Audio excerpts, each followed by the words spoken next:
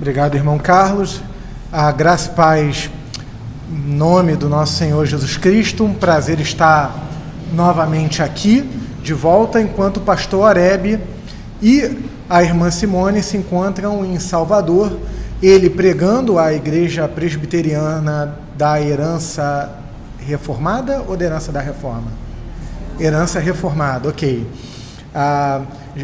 Conheço a Priscila, preguei lá alguns anos atrás, a década passada, e a irmã Simone também ministrando, ensinando também as mulheres, aquelas irmãs, e é um privilégio estar aqui cobrindo o pastor Arebe no culto solene.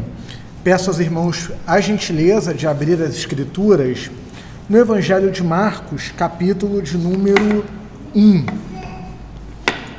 Evangelho de Marcos, capítulo 1. Apenas os versos 14 e 15. E esta será a passagem da exposição desta noite. Evangelho de Marcos, capítulo de número 1, versículos 14 e 15.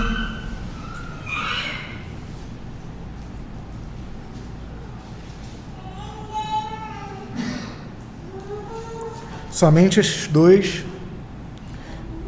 Diz assim a palavra do Senhor. Depois de João ter sido preso, foi Jesus para a Galileia, pregando o evangelho de Deus, dizendo: o tempo está cumprido e o reino de Deus está próximo. Arrependei-vos e crede no evangelho. Dizendo: o tempo está cumprido e o reino de Deus está próximo, arrependei-vos e crede no Evangelho. Que o Senhor abençoe a leitura da sua santa palavra. O título da mensagem é A Chegada do Reino de Deus. E, antes de entrar propriamente no texto lido, o Evangelho de Marcos ele foi escrito, obviamente, por Marcos, um homem inspirado por Deus, texto inspirado pelo Espírito Santo, mas ele escreveu este evangelho debaixo da tutoria do apóstolo Pedro, que teve como destinatário a igreja em Roma, os crentes que serviam ao Senhor ali no ambiente de Roma, debaixo ali do Império Romano. Por causa disso, este evangelho ele tem uma ênfase mais nas práticas e na caminhada do Senhor Jesus Cristo do que propriamente dito no seu ensino, um pouco diferente do Evangelho de Mateus, por exemplo, embora esses evangelhos eles tenham bastante informações e bastante relatos do ministério do Senhor Jesus Cristo entre nós em comum. Então, o Evangelho de Marcos, ele tem como foco ressaltar para nós Jesus Cristo como homem, a humanidade do Senhor Jesus. Jesus Cristo ele é Deus entre nós, mas o Evangelho de Marcos ressalta bastante a questão da humanidade do Senhor Jesus Cristo, mas também a sua divindade. Por exemplo, entre os capítulos 7 e 8, a ênfase ali que é dada a Jesus Cristo como Senhor. O Evangelho de Marcos também tem como objetivo mostrar que Jesus Cristo, sendo homem e sendo Deus, tem toda a autoridade, ele tem todo o poder, ele é chamado de Todo-Poderoso, assim como o Pai. E o Senhor Jesus demonstra essa autoridade e esse poder sobre todas as coisas, por exemplo, exercendo controle, exercendo domínio sobre a natureza. Por isso os milagres relatados no Evangelho de Marcos. E também vale ressaltar que, aquela época, quem detinha o título de poderoso, ou de todo poderoso, eram os imperadores romanos. Então, quando o evangelho é proclamado e quando aquele que proclama o evangelho diz: este a quem anuncio, o Senhor Jesus, ele detém todo o poder e toda a autoridade, isso era um escândalo e uma afronta àquela sociedade, que era doutrinada a ver o imperador como todo poderoso. E não, aqueles que eram chamados pela graça de Deus e se rendiam a Jesus, se submetiam ao senhorio dele, e apenas ele era confessado como todo poderoso. Então, dado esse contexto, para a gente expor essa noite essa pequena passagem, o verso 14, ele serve como um prefácio, como uma introdução ao versículo 15, colocando o tempo e o espaço geográfico da pregação de Jesus, ou seja, João Batista foi um precursor, o capítulo 1 fala sobre isso, particularmente o verso 2 ao verso 6, até o verso 8, então João Batista, primo de Jesus, era um precursor dele. Então, depois de João Batista ter sido preso, Jesus foi para Galiléia, o local geográfico, pregando o evangelho de Deus. O que está acontecendo aqui no versículo 14? O Senhor Jesus Cristo está iniciando o seu ministério público, com 30 anos de idade, humanamente falando, ou seja, após a sua encarnação. Porque como Deus, Jesus Cristo existe desde a eternidade. João, capítulo 1, verso 1, também a epístola de Paulo aos Colossenses, nos ensinam sobre isso, que o Senhor Jesus, ele existe desde a eternidade junto com Deus Pai e junto com o Espírito Santo, a Trindade. Mas no contexto aqui da encarnação, o Senhor Jesus, aos 30 anos de idade, depois da prisão de João Batista, ele vai para a Galiléia e ele então inicia o seu ministério público pregando o Evangelho de Deus. Que evangelho é esse? Evangelho é uma palavra grega. Versículo 1 também fala, princípio do Evangelho de Jesus Cristo, Filho de Deus. Evangelho é uma palavra grega que significa boas novas, uma boa notícia. Quando alguém, uma espécie de mensageiro, carteiro, ia para uma praça pública e conclamava aqueles que ali estavam a se ajuntarem para ali, aquele mensageiro proferir uma boa notícia. No nosso caso aqui, no caso da escritura e do uso do termo inspirado, a palavra evangelho de Deus aqui, é a boa notícia de que Jesus Cristo, o Filho de Deus, o Deus Filho, morreu pelos nossos pecados, segundo as Escrituras, 1 Coríntios 15, verso 13 e 4, e ressuscitou da morte, segundo as Escrituras. Ou seja, Jesus morreu pelos nossos pecados, ali ele venceu a morte, o pecado e o mal, que é o diabo. Ele já venceu a morte, o pecado e o mal quando morreu na cruz, e ele ressuscitou para legitimar essa vitória sobre a morte. Esse é o Evangelho de Deus. No contexto aqui mais apropriado do verso 14 e o verso 15, esse Evangelho de Deus é o reino de Deus, e eu já vou explicar esse conceito de reino de Deus em Marcos daqui a pouco. É o reino de Deus que está próximo e é o reino de Deus que chega para aqueles que o recebem. Mas em primeiro lugar, o reino de Deus é chegado porque o versículo 15 diz: o tempo está cumprido. Que tempo é esse? O Antigo Testamento, ele é baseado na aliança e numa promessa. Quando Deus ele cria o mundo, e quando Deus ele cria o homem, e cria a mulher do homem, e esse homem, Adão, ele é o cabeça federal, ele é o representante da raça humana. E ali, Deus estabelece um limite entre criador e criatura, que do fruto da árvore do bem e do mal, nem Adão, nem Eva, nem os filhos, ninguém poderia comer. Porém, os irmãos conhecem a história, o diabo se apossa, ele se apossa da serpente, que seduz Eva, que seduz o marido.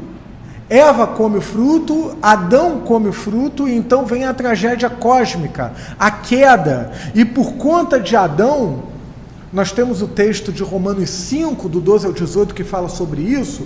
Por conta do pecado de Adão, todos pecaram. Nós lemos o Salmo 51 no momento de confissão de pecados. Por causa do pecado de Adão, todos somos pecadores. E após a queda, Deus vai em direção ao homem, e Deus então faz uma aliança com o homem para chamar um povo para si. E esse povo, ele é exclusivamente o povo que adora o Deus vivo e verdadeiro, e que vive direcionado pelos seus mandamentos. Aquele que chama é aquele que legisla. Então Deus faz uma aliança com Noé, Deus faz uma aliança com Abraão, e de Abraão surge o povo de Israel. Deus faz uma aliança com Moisés, a quem revela a lei, tanto no seu aspecto civil, cerimonial, e a lei moral, que para nós continua em vigor.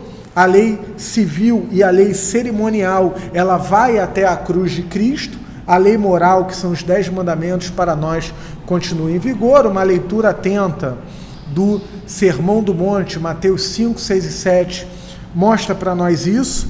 E então Deus faz uma aliança com Davi, e essa aliança, ela tem o seu ápice naquilo que o profeta Jeremias trouxe ao povo de Israel na revelação bíblica, que seria a nova aliança em Jesus Cristo. Então o Antigo Testamento, o Antigo Pacto, ele foi estabelecido em uma promessa, e os crentes na antiga aliança eram salvos pela graça, mediante a fé na promessa. Eles viviam à sombra da vinda de Cristo. Portanto, o tempo está cumprido, ou seja, aquele que foi prometido na antiga aliança chegou. O Messias, o ungido, o escolhido, o Deus Filho, o Deus encarnado. O tempo está cumprido, porque aquele que fora prometido na antiguidade encarnou e andou entre nós. Ainda que no contexto aqui do versículo, aqueles que estavam ouvindo em primeiro momento não tinham noção de todo o espaço de tempo em que essa salvação iria se desenvolver, ou seja, o fato de Jesus Cristo obedecer à lei de Deus de forma perfeita, algo que nenhum ser humano consegue fazer. E ele, ao obedecer à lei de forma perfeita, ele ser inocente, e ao ir para a cruz, ele vai para a cruz sendo inocente, morrer em nosso lugar. E então, Jesus Cristo na cruz, ele carregar a maldição dos nossos pecados, e a sua justiça, a sua inocência, e ele sendo justo, a sua justiça, ela nos é imputada. Nós aprendemos isso no que chamamos de doutrina, no que é chamado, principalmente nas cartas de Paulo, mas está em toda a Escritura, a doutrina da justificação. Jesus Cristo carrega o nosso pecado na cruz, e a sua justiça nos é imputada. Então, quem está acolhendo, quem está ouvindo essa pregação, em primeiro momento, da boca do próprio Senhor Jesus Cristo, ainda não tem noção dessas coisas. Mas o que ele ouve é: o tempo está cumprido. A nova aliança, o ápice da aliança, a salvação chegou. Em segundo lugar, em primeiro lugar, o reino de Deus é chegado porque o tempo está cumprido. Em segundo lugar, o reino de Deus é chegado porque o reino de Deus é Jesus Cristo sendo o próprio Deus entrando na história humana. Explicando melhor isso, haviam algumas pessoas na época de Jesus que achavam que a promessa da vinda do reino de Deus era uma espécie de uma revolução sociopolítica, em que o Messias iria vir como um guerreiro que iria libertar Israel do cativeiro do Império Romano. O Império Romano dominava o cenário do Antigo Oriente Próximo e uma parte da Ásia Menor e dava liberdade ao povo de Israel de exercer a sua religião, bem como também as suas manifestações culturais derivadas da sua fé, de forma que não causasse nenhum problema ao Império Romano. Uma leitura atenta dos evangelhos, a gente vê a confusão que foi, por exemplo, para os fariseus, os escribas, o sumo sacerdote, levar Jesus Cristo a julgamento e o trâmite, vamos dizer assim, jurídico, para com o Império Romano, a ponto de até Pôncio Pilatos lavar as suas mãos, bom, é com vocês mesmo, né? Então, algumas pessoas ali achavam que o Messias iria vir como um revolucionário, um libertador político e social. Não. Quando Jesus Cristo ele entra na história humana, quando o reino de Deus entra na história humana na pessoa de Jesus, esse reino, ele é um reino da redenção, ele é um reino da salvação, ou seja, o reino de Deus, ele entra na história, na pessoa de Jesus Cristo, mas ele ainda não foi instalado plenamente, porque isso só acontecerá quando o Senhor Jesus Cristo voltar. E aí, um termo teológico usado para expressar isso é o já e o ainda não. Ou seja, o reino de Deus já é chegado na pessoa de Jesus Cristo. Ou seja, em Cristo, os eleitos são chamados a terem um relacionamento pessoal com Deus, que só é possível por conta da salvação. Porque o pecado separa o homem de Deus, e por conta do pecado, Deus, sendo santo, não pode se relacionar com o homem pecador. Mas essa reconciliação, ou essa aceitação, por meio da justificação, ela só é possível porque o reino de Deus entra na história por meio de Jesus Cristo. O reino de Deus entra por meio de Jesus, mas ele só será instalado em sua plenitude quando o Senhor Jesus Cristo voltar em toda a sua glória e majestade, onde todo olho verá, e aonde somente os eleitos habitarão com ele por toda a eternidade, assim que a cidade santa descer, a nova Jerusalém, assim como está no final do livro de Apocalipse. Então, o reino de Deus ele será instalado em plenitude na volta de Cristo, mas ele já entra na história quando o Senhor Jesus, ele anuncia o Evangelho, ele vive a vida que não conseguimos viver, que não conseguiríamos viver, ele morre a morte que nós deveríamos morrer, e somente nele está a nossa salvação. Agora, em terceiro lugar, o reino de Deus, ele tem uma porta de entrada. Ou seja, eu falei de aliança e falei de reino. A aliança e o reino é algo que nós não merecemos. Ou seja, se nós não merecemos, é graça do Senhor, é bênção de Deus, é a graça do Senhor. Então, Deus, ele nos chama pela sua graça quando nós ouvimos o Evangelho, mas esse chamado, ele tem uma resposta humana, e faço aqui um parêntese, que essa resposta humana, ela não acontece à parte da soberania de Deus, ela acontece dentro da soberania de Deus na história e dentro da soberania de Deus na vida de cada um de nós.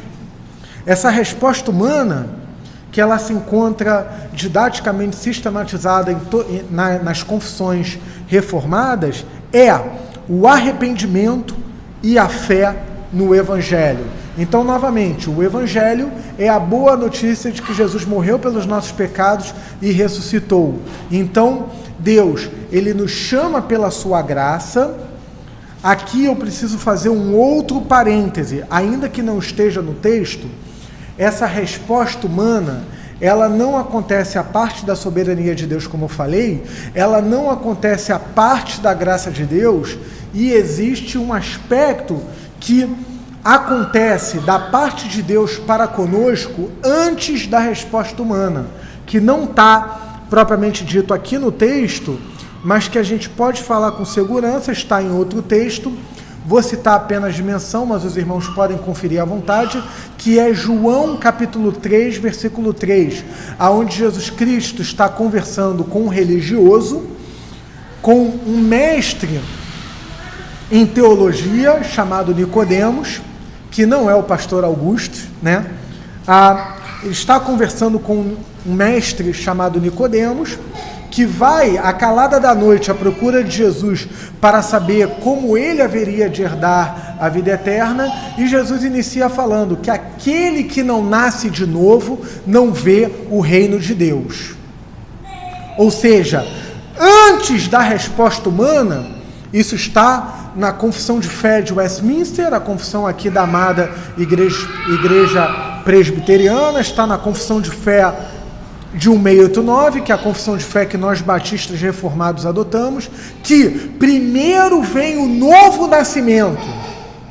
Então, primeiro, o pecador, a pecadora, tem que ser chamado pela graça de Deus, e ao ser chamado pela graça de Deus, nas doutrinas da graça, o Sínodo de Dort chamou de graça irresistível ou de vocação eficaz. Então, o pecador ele é chamado pela graça irresistível, de forma eficaz, e então ele nasce de novo, e a partir do novo nascimento, então responde à graça de Deus em arrependimento e a fé no Evangelho, a crença que Jesus Cristo morreu na cruz pelos nossos pecados.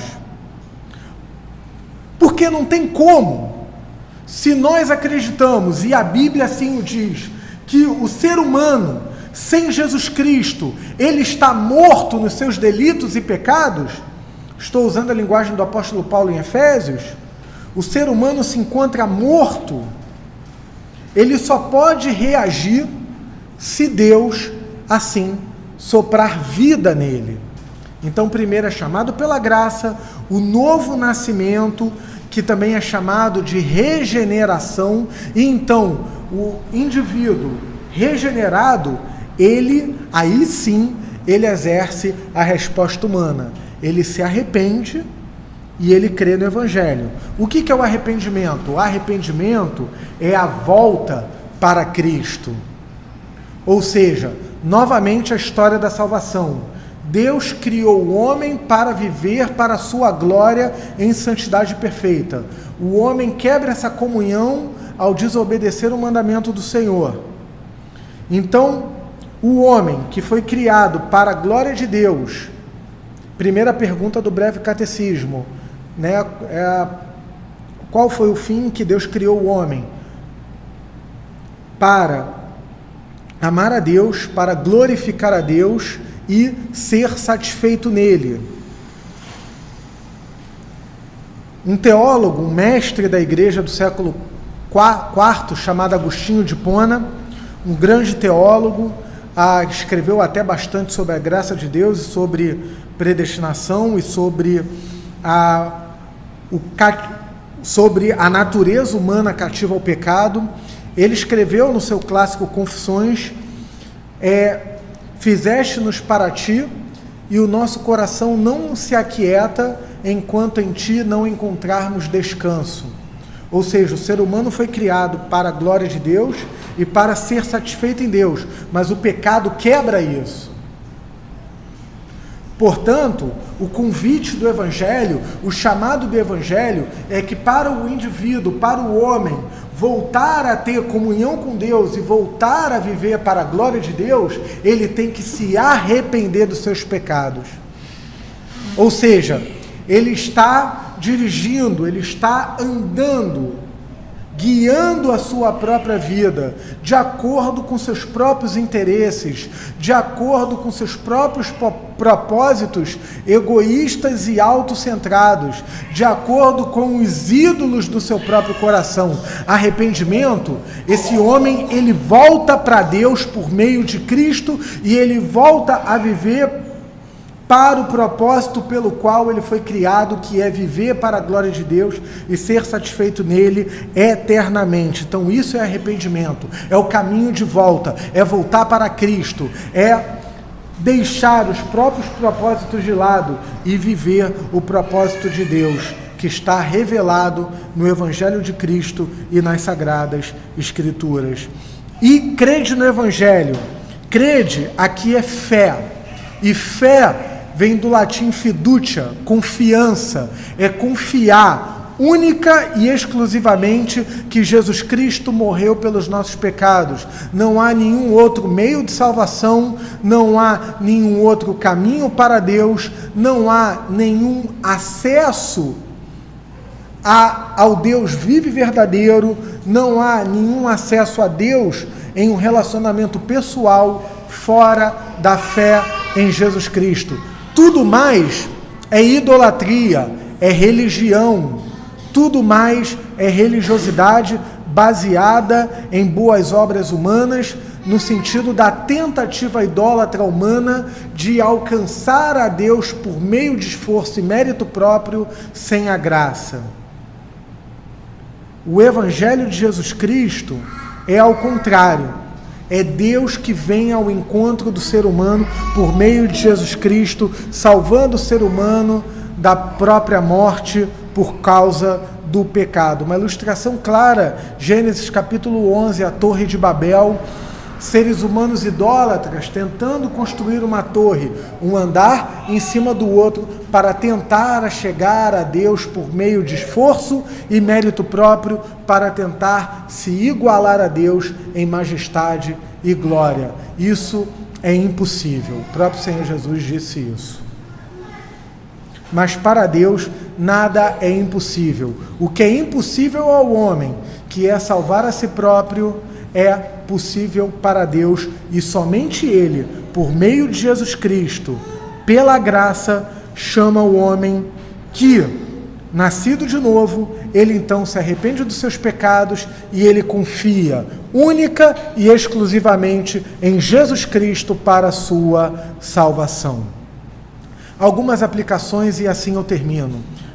A primeira delas é que esse chamado pela graça para entrarmos no reino de Deus, nos direciona a viver uma vida para a glória de Deus. Somos chamados pela graça para vivermos para a glória de Deus. Como vivemos para a glória de Deus? Os mandamentos do Senhor revelados na sua palavra. Deus, ele é claro conosco, com aquilo que glorifica Ele e com aquilo que não glorifica. Quanto às questões do mundo presente, as decisões que nós tomamos, aí cabe a cada um examinar o próprio coração. Aliás, o reino de Deus, ele é um reino voltado para o coração humano. Ele é um reino que o coração humano se submete ao senhorio de Cristo, claro que pela graça. Então, cabe checarmos as motivações do nosso coração para saber se aquilo que está sendo feito, e a palavra de Deus ela é muito clara, quer comais, quer bebais, façais todas as coisas para a honra e para a glória de Deus. Para a glória de Deus, o verso ali de 1 Coríntios 10, 31. Então, tudo que nós fazemos, esse é um lema, é um brado da reforma, tudo que nós fazemos para a glória de Deus. Seja as nossas atividades de culto solene, na comunhão dos santos, as atividades de ensino da igreja local, ou qualquer atividade voltada para a evangelização, para missões, ou quer as incumbências que nos é dada pela providência de Deus, como o nosso trabalho, o nosso lar, os nossos afazeres e até mesmo o nosso descanso, nossos hobbies, nosso lazer, tudo para a glória de Deus. Essa é a primeira aplicação. Uma vida vivida no reino de Deus é uma vida que é vivida para a glória de Deus. A segunda aplicação é que a vida de arrependimento, ela é constante, ela é para a vida toda, ou seja, nós temos aquele momento de arrependimento, quando nós somos alcançados pela graça, o que nós chamamos de conversão, que é aquele momento em que somos chamados pela graça, reconhecemos o nosso pecado e confiamos no Evangelho, mas esse arrependimento, ele tem que ser renovado diariamente, ou seja, diariamente nós devemos nos arrepender dos nossos pecados. Como escreveu o reformador Martim Lutero, pregue o Evangelho para si mesmo diariamente, ou seja, diariamente nós devemos checar o nosso coração, a nossa mente, cuidar da nossa vontade, e nós devemos abandonar os nossos ídolos e voltar para Cristo. Essa volta para Cristo é o arrependimento. A vida de arrependimento, ela tem que ser exercida diariamente e constantemente. Se nós checarmos nossa mente, nosso coração, nossa vontade e percebermos que não estamos alinhados com as Escrituras Sagradas, e percebermos que quebramos o mandamento do Senhor, e percebermos que não estamos fazendo alguma coisa para a glória de Deus, mas por orgulho, egoísmo ou vaidade própria, então nós devemos sim nos arrependermos e nos voltarmos para Cristo. A vida no reino é uma vida de arrependimento. E última aplicação, a confiança que nós temos no Evangelho de Jesus Cristo. Quando quebramos o mandamento do Senhor, quando o Adão entre nós fala mais alto, quando, até novamente citando Lutero, algum pastor colocou em algum lugar, e achei muito interessante uma frase de Lutero dizendo que na sua conversão ele achava que havia afogado o velho homem, mas ele descobriu que o velho homem sabia nadar.